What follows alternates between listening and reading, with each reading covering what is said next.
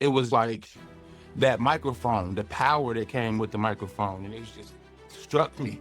And ever since then, I wanted to do it. Millions of people are affected by kidney disease. I'm trying to express awareness, and my 30 seconds matched up with your entertainment report. It's just, Nah, we're not doing that here. the company didn't give a damn about me.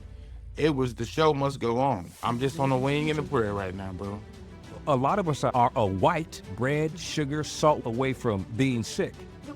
Everything white, sugar, salt, bread is killing us. Literally killing us. The amount of salt and sugar we consume is crazy. All right, it's time for Rick Party's Notebook News and Stories from around the world and in our communities from my perspective. Big Mike on radio, BigMMike Bell. He's been in radio for years. He's what some people call a radio veteran.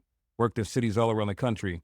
And we've got a lot to learn about Mike and his journey through health. We're going to dive deep into his experiences, his challenges, and what's keeping him moving forward. We got the one and only Big Mike Bell. What's up, Mike?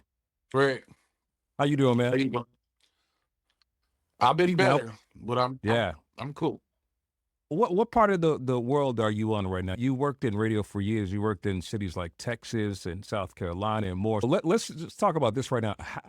How'd you grow up on the south side of Chicago, and what shaped your love for radio? Listening to GCI. GCI.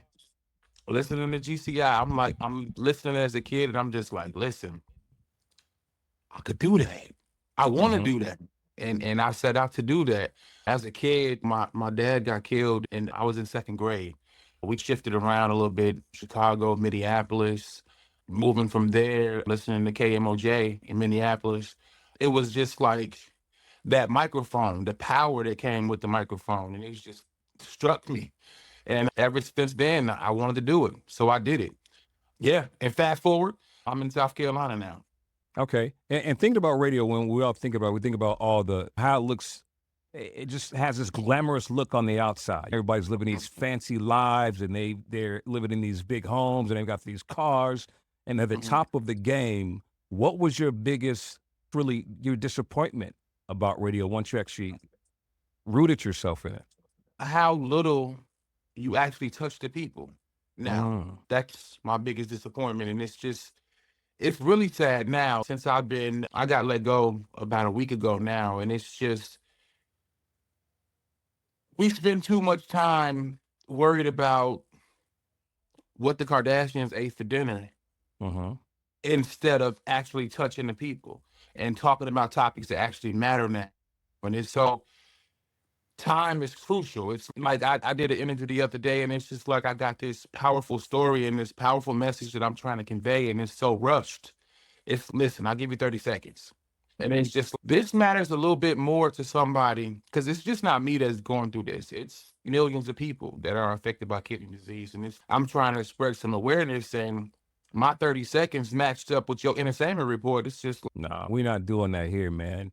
And let's just really get into that, Mike, because you've been in the radio business for a while. And you mentioned to me when we were talking that your doctor had warned you about the dangers of high blood pressure and diabetes 25 years ago.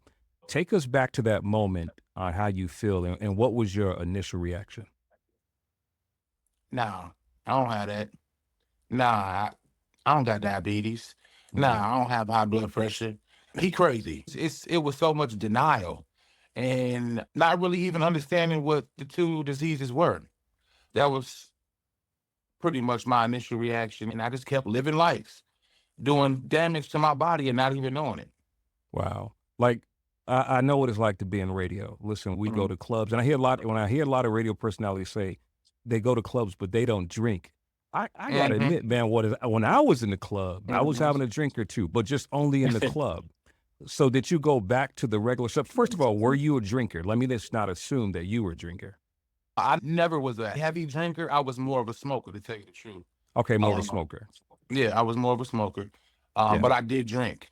And when you in the club and you hosting this and you hosting that, it's just what you do. You drink. You're around it, the hours, and even more than that, it's the food too. Because after the club, ain't nothing open where you can go and get a healthy option. You're eating bad. Oh, very bad. And that's 4, 5 times a week. So Hmm. yeah, all of that is wrapped up into one. Yeah, the doctor told you that you had to pivot in your life. What was that moment when you just, because you went extreme, man? You actually went vegan at one point. Yeah. What was that transition like, and what was the wake up moment after the doctor said to you, Mike, this is what you have, this is what you're dealing with, and you were in denial. What was The that wake moment that said, you know what, I need to go hard on this? the wake up was I actually was in Texas. I was doing afternoons on the Blaze out there. And I stepped on a nail on my way to work. Oh, And my foot got infected. And it was a time where I didn't know if I was gonna lose that foot. And that was the wake up. It was like, listen, if you don't make some changes, you're gonna start losing limbs. So yeah, I said, listen, I'm giving up this meat because at the time my doctor was African and mm, he was telling me all the things that come along with eating it. And he was just like, maybe you should try to give up meat, even if you're doing like meatless Mondays to start off and that kind of stuff. So I did. I started off not eating meat 1 day a week, and then it just gradually went on through the rest of the week. And I felt so much better. I lost so much weight. My A1C, that's like an accumulative average of your blood sugar. hmm, So my A1C had gone from 12 to like now 6. So pre-diabetic is like below 6. So I was right there. And I did that for a while. And then I slowly, gradually made my way back because mm. the lifestyle. Are you in the club all night, or you on the road, or you doing this and you doing that, and it's just hard to keep up with that, especially when people around you aren't living that same lifestyle. It's hard. So I made my way back, and from there, my health just declined. Wow. So speaking of being diabetic and pre-diabetic, were you predisposed because of family, or was it because sometimes that's that thing? Like a lot of us, and we don't realize this, we are now later away from being a diabetic.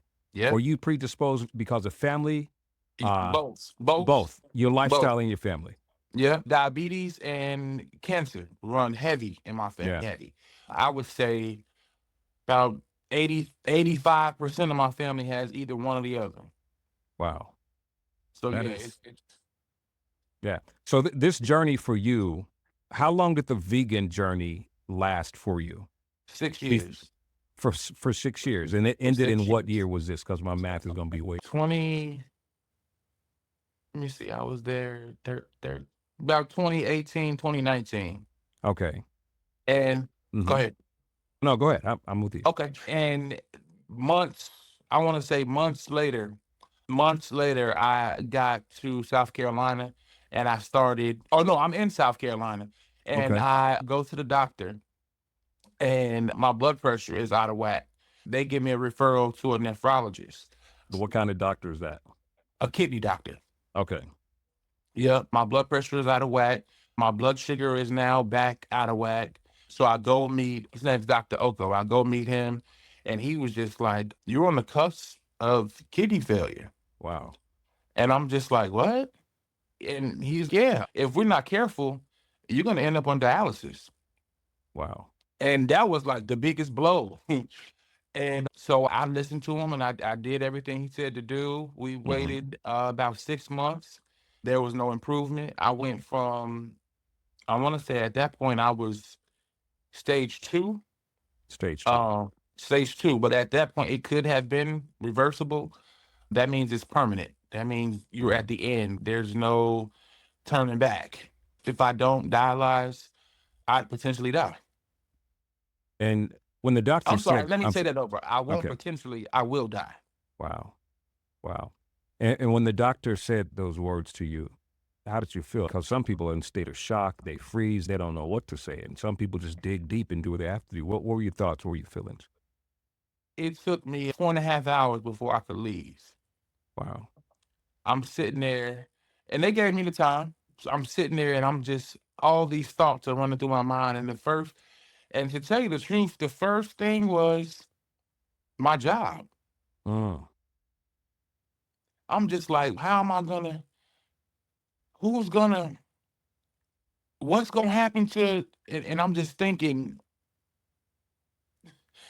And then it came to me, and I'm thinking like, if I don't do this, then I got so many plans, and I want to do this, and I want to do that, and I'm supposed to do this, and I deserve to do this, and yeah. So it was Yeah. a lot of thought. It was a lot of thoughts, a lot of tears, the uncertainty. You just don't know. I didn't Right. know about kidney failure. I didn't know that eventually I would lose the ability to urinate. Like I didn't Mm. know all of these things. I didn't know that fluid retention. I didn't know about none of that. Wow. So it was just like, what am I going to do next? And so by the time I got it together and I was able to go out into the hallway or whatever, that's when they had the other professionals like the dietitian and the social workers and all of them. They was just waiting for me because it's normal for them to people to feel this way and go through all of that. So they was waiting for me. They were in the hallway. So after I came out, that's when I met with each of them and they explained the next steps. I'm grateful So for all that. you're working at the radio station, Yeah. and you go back to the job. Mhm. Do you tell the operations manager, the company, the program director that you have been diagnosed with end stage kidney disease?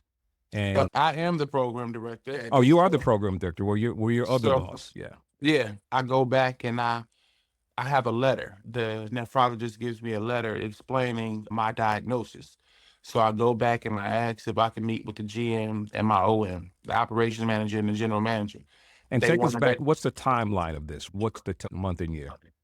This is right as COVID is striking. This is Okay. 20. This is 2020. Early This 20s. is Yeah. early 2020, like Okay. February. I remember because it's a couple weeks before All Star, and All Hmm. Star was in Chicago that year.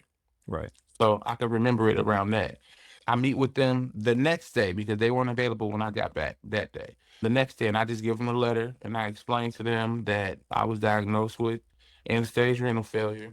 And I'm explaining to them that eventually I'm going to start dialysis. It'll be 3 days a week. I don't know what time it'll be, but my schedule's going to have to shift. And at this point, my schedule is crazy because I'm programming three stations, two in Hmm. one city and one in another. Okay. So my schedule is half the week in Florence and half the week in Myrtle Beach. That's crazy in itself. So it's like when I start dialysis, something's gonna have to give because I'm only gonna be able to do so much. A couple of weeks later, COVID hits. Hmm. We're now working from home, so that was the biggest help for me. That was the biggest help for me because I didn't have to travel and do all of that stuff. I can do my appointments and all of that stuff without having to worry about actually going into an office and all of that kind of stuff. So it's been hell since 2020. Wow. You had been experiencing hell on the job for 4 years with end stage kidney disease. The job knows this. The company knows this.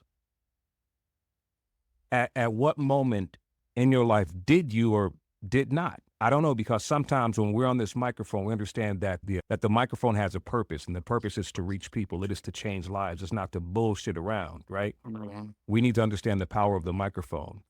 Now, we had given so much to the community. At what point did it hit you when you said to yourself, I've done so much for this company that earns multi-millions of dollars, and they don't give a damn about my health?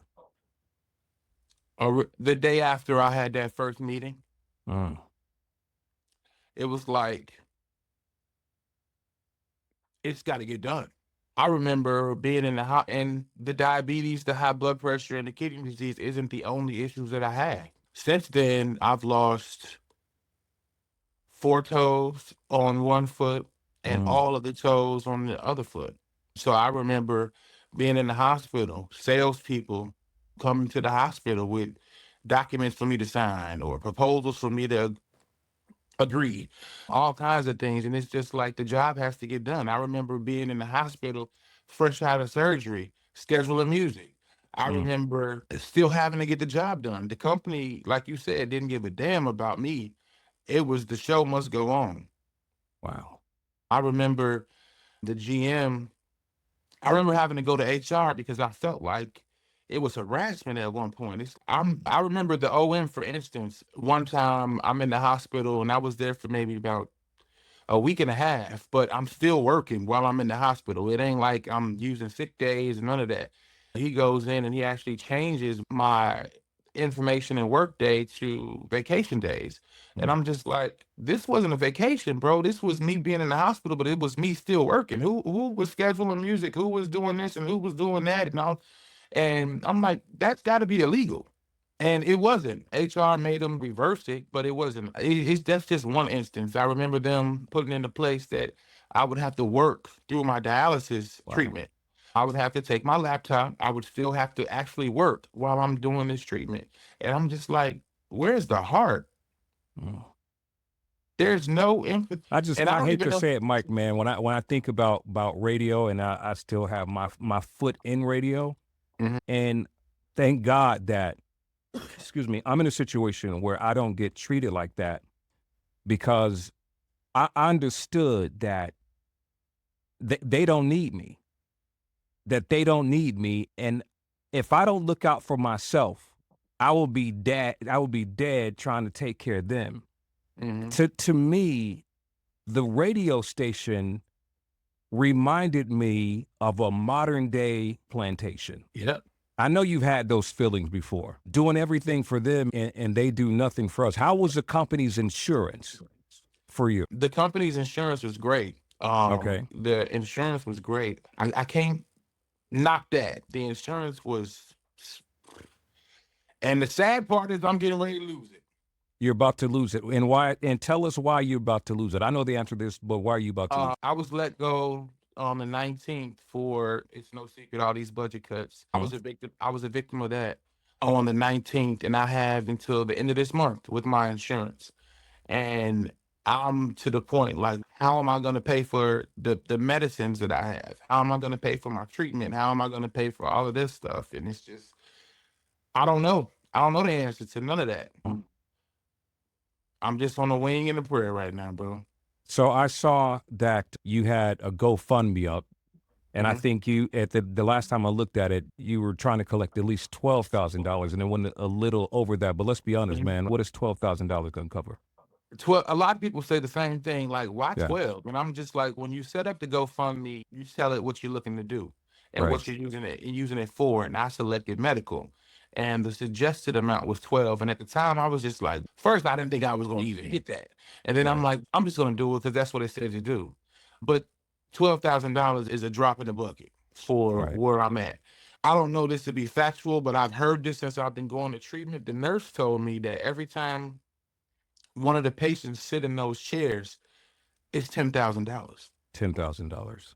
hmm So I don't know what tomorrow's gonna look like. Especially, I don't know what December 1st is gonna look like Right. because with no insurance, I just don't know. The other day, the social worker, I explained to them I lost my job and all this kind of stuff. So we did apply for Medicare, we applied for Medicaid. So now I don't know the next steps with that either, but I'm praying that it comes through before the end of this month or the beginning of next.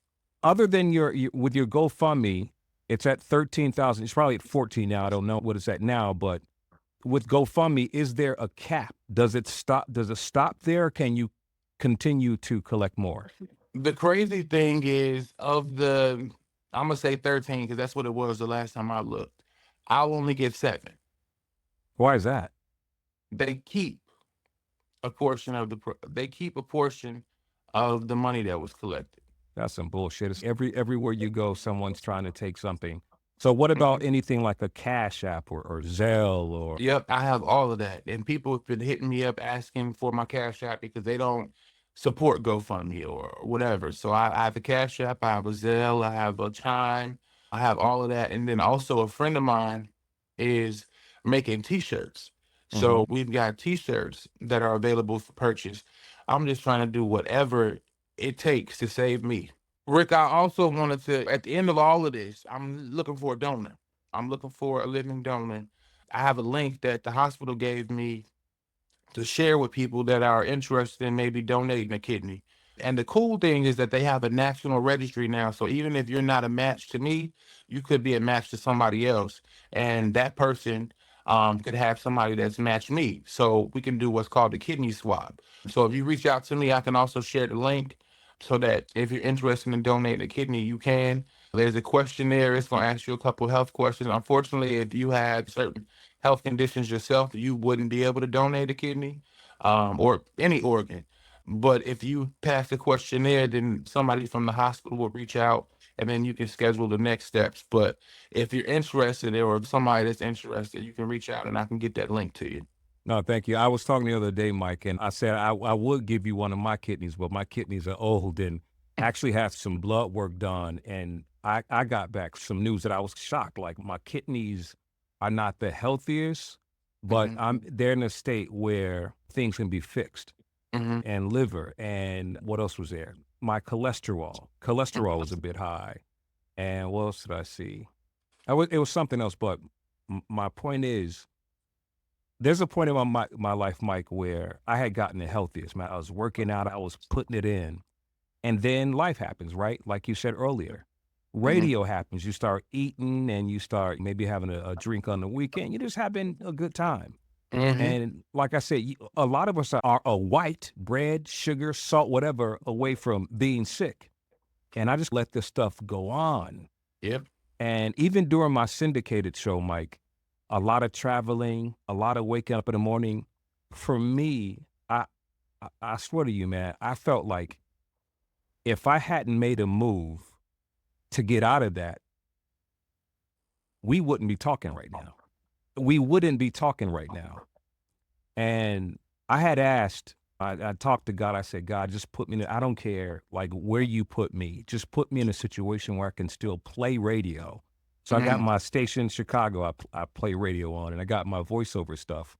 But the most important thing is that I needed to stay healthy so that this little girl in the next room who's 15 years old can see her dad alive. And I just didn't care about this stuff. And that's one thing I love about you, brother. You're willing to do whatever it takes to get yourself together. And I say that the same thing to people, man. This ain't worth it, man. If you're on a radio station right now and you working your ass off for them and you getting nothing in return, you have wasted some of the best years in your life. Yep. You have, man, listen. It don't have to be real radio. You don't have to play music. You don't have to talk to callers. Get your ass on there and start a podcast. Get on video. There are people who are willing to pay you to endorse products. There are people being monetized on YouTube and all types of platforms. And here's the crazy part, Mike, is that a lot of them are making more money than people on the radio. Yeah. Yeah. So with all of those things that happened to me, Mike, and finally, I had been dealing with gout, even when I had the best health of my life. I always dealt with gout. And my last bout with gout was in March. And I was eating meat. I wasn't really a red meat eater. I had some fish or some chicken, maybe red meat, maybe twice a year. But whatever I ate, and in fact, I remember the last meal I ate. I was in Macon, Georgia. I was at an Olive Garden. I had shrimp and pasta, some good old whites, and it had purine and all the other things in there. And my gout flared up, and it lasted for a month, Mike. And I said to myself, I said, never again. I became vegan the second time, and I stopped eating meat. But the tricky part about it, I wish I could tell you a better story, because I know people want to know that, want to think that I'm the beacon of health, but I'm not. I was trying to do this vegan thing, Mike, and you know how tricky it is, man. You wind up eating a lot of carbs. Yeah. And then putting yourself in a worse position. Then sometimes we don't eat enough. Yep. Then we you start become losing protein deficient and all of that. Exactly. Yeah. Start atrophy and all sorts of stuff, man. So it's been a tricky thing. So I've gone back to meat for now. But like you said earlier, what I'm going to do is have a day that I eat meat. The goal is, hopefully if it works, because we don't know what works today. The goal is maybe I can become a raw vegan. Who knows? Who knows? Because they say, yeah, you eat too much raw vegetables, it's gonna. I don't know what the hell to do, bro. And that's the thing. Like right now, it's hard for me because I could never be a raw vegan because there's potassium in everything. There's phosphorus in everything. I've tried to become a pescatarian. Can't do that. I've tried a bunch of different things, and it's just like you said, we don't know what works. Yeah, man. It's just. So I would suggest just eat clean. Yeah. Like if you can't do nothing, just eat clean. That's it. Whether you eat vegetables or meat, it don't matter. Eat clean. Find out what that thing is. Just because Chef Bobette out there who's 70-something years old and she's looking like she's 30 and 40 just because she eats raw vegetables. That may not work for you. George Barnes, the actor and comedian, smoked cigars up until he was 99 years old or 100. That may not work for you, but it worked for George. And the list goes on. What works for one person ain't gonna work for you. Yeah. So what's your Cash App? What's your, how, tell us what those My are. Cash App is my name, M. Bellish. So it's MBELISH 926. I have a link tree in my Instagram and all my social media with the link to each of them. So it'll probably be easier if you logged on to maybe my Instagram or whatever and you checked out my link tree and you can click each individual way to donate, if you will. Yeah. Mike, living with this chronic illness, it can take a toll on us mentally, man. What's keeping you grounded during all of this? My faith in God, and knowing that there, like you said, there's a purpose for all of it. And I really do believe at the end of the day, I'm going through this, but I'm not going through it for me. I'm going through it for somebody else. I love that. And my purpose now is to spread the awareness, because we don't even know that this disease is killing us the way that it is. Like, Black people are 3 times more likely to get kidney failure or kidney disease compared to white people, and we're less likely to get a transplant. We're less likely to get a donor. They give a kidney to somebody that don't look like me before they gave it to me. Right. And that's one of the things that I like about the hospital that I'm going to. I go to a transplant center in Charlotte and I go to a transplant center in Atlanta. And the one in Atlanta, it's going to sound strange, but they offer hepatitis C kidneys. Okay. Now, there's a cure for hepatitis C and they start treating you for that immediately, but you could transplant sooner if you take a diseased kidney versus a regular. And it's weird, but I'm not opposed to that. I don't know what hepatitis C would do to me. I don't know what it does to I think anybody. maybe you should look into that, what it would do to you. This is all new. Like, I just got Right. I just got that information, so I'm going to research that too. But if I could transplant in 3 to 6 months, that's what they say, versus waiting for another donor, it could be 5 to 8 years. That's the typical wait time. Whatever, like I say, whatever it takes to save me, I'm willing to do. Mike, how long have you been in radio now? 22 years. 20 years. 22 years. So looking back on everything that you've been through, what moments or decisions stand out to you as your pivotal moments? All of it. Mm-hmm. All of it served a purpose, whether it's, like I say, touching the people or doing something wild. I never thought I'd be on the top of a skyrise in the middle of Manhattan with Kevin Liles at his Christmas party. All of these different things I never thought I would do or experience. So all of it. Yeah.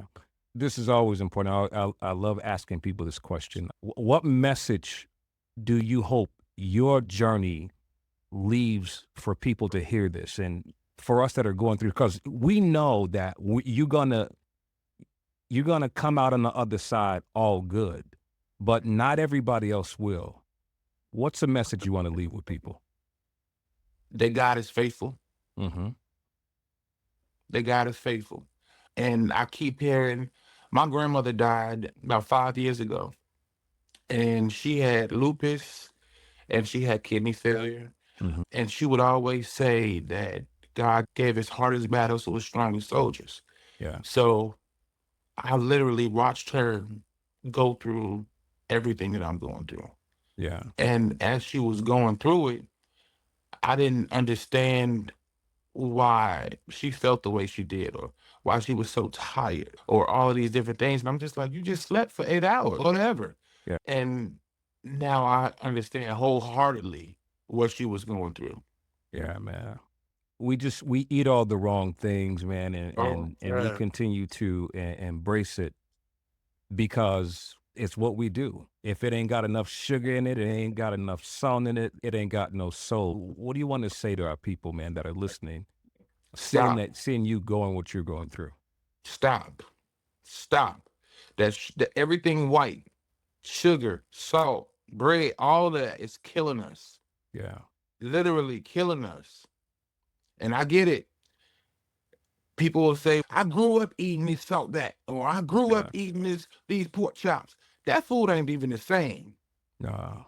The stuff that we consume today ain't the same food we was consuming way back when.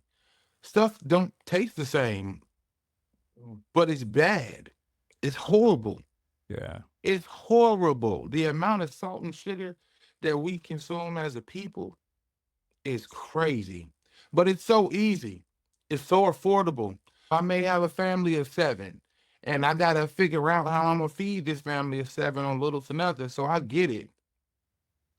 But even if it takes growing some food or whatever, we gotta make some kind of. We just gotta do better. As a Yeah. people, we gotta do better. Yeah. BigMMike Bell, brother, man, thank you so much for sharing your story, man. You remind us how important it is to take control of our health and find strength through it all, bro. I mean, even through the toughest times, your journey alone is one of perseverance. We know that. And I know it's going to inspire so many people just to do the right thing, brother. I appreciate you. Thank you, Rick. I appreciate you.